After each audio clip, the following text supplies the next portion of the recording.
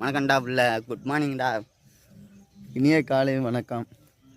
அந்த ஆண்டவனோட அனுக்கிரகமும் சௌபாகியமும் சகலமும் உங்களுக்கு கிடைக்கலாம். அதாவது மக்களே, பாவா இன்னைக்கு ஒரு சின்ன கதை சொல்கிறேன் கேளுங்க. மக்களே, உங்களுக்கு ஒன்று சொல்கிறேன். பைக்கு மாதிரி தான் நம்ம வாழ்க்கை.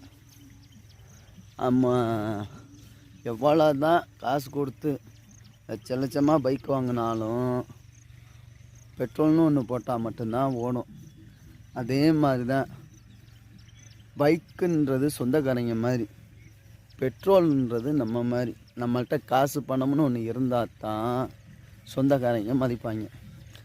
பெட்ரோல்னு ஒன்று இருந்தால் தான் பைக்கும் ஓடும். நான் அவளுக்கு அந்த பைக் வாங்கினேன் இந்த பைக் வாங்கினேன்னு பேருக்கு சொல்லலாம், ஆனால் நீங்கள் பெட்ரோல் போட்டால் மட்டும்தான் அந்த வண்டியே ஓடும். நீங்கள் கேட்கலாம், நாங்கள் எலக்ட்ரிக் பைக் ஓட்டுவோம்னு. அந்த எலக்ட்ரிக் பைக்காக இருந்தாலும் கரண்ட்டுன்னு ஒன்று சார்ஜ் ஏற்றினா தான் ஓடும். அதே மாதிரி தான் சொந்தக்காரங்க எல்லாருமே நம்மள்கிட்ட காசு இல்லைன்னா பெருசாக பேசுவாங்க. நமக்கு முன்னாடி பாப்பா என்னப்பா அப்படின்வாங்க. அதே மாதிரி தான் நம்ம எப்போயுமே அவன் இப்படி பேசுகிறான் இவன் இப்படி பேசுகிறான்லாம் கிடையாது. ஒரு உதாரணம் சொல்லணுன்னா, நாங்கள் நேற்று வீடியோ போட்டதுக்கு சில பேர் கலாய்ச்சாங்க. அது உள்ளூர்காரனே, ஒரே ஒருத்தனே. அவன் கலாய்க்கிறதுக்காண்டி நாங்கள் வீடியோ போடாமல் இருக்க முடியுமா? ஆனால் நாங்கள் கலாய்ச்சோம்னா அவன் தாங்க மாட்டேன்னு அவனுக்கே தெரியும். அது நாங்கள் அதை கண்டுக்கிறதே இல்லை. எங்களோட சொந்தம் குடும்பம் எல்லாம் நீங்கள் தான். உங்களோட ஆதரவு இருக்க மேலே நாங்கள் எதுக்காக மற்றவங்க எல்லாம் சொல்கிறத நாங்கள் கேட்க போகிறோம்?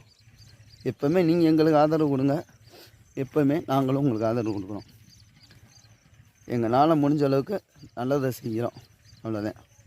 இன்றைக்கி வரைக்கும் நல்லதான் செஞ்சுக்கிருக்கோம், நம்மளும் நல்லது தான் செய்வோம். ஓகே ஃப்ரெண்ட்ஸ், அன்பா நம்பி எல்லா வேதுக்கும் மதுரையில் இருந்து உங்களில் ஒருவன்.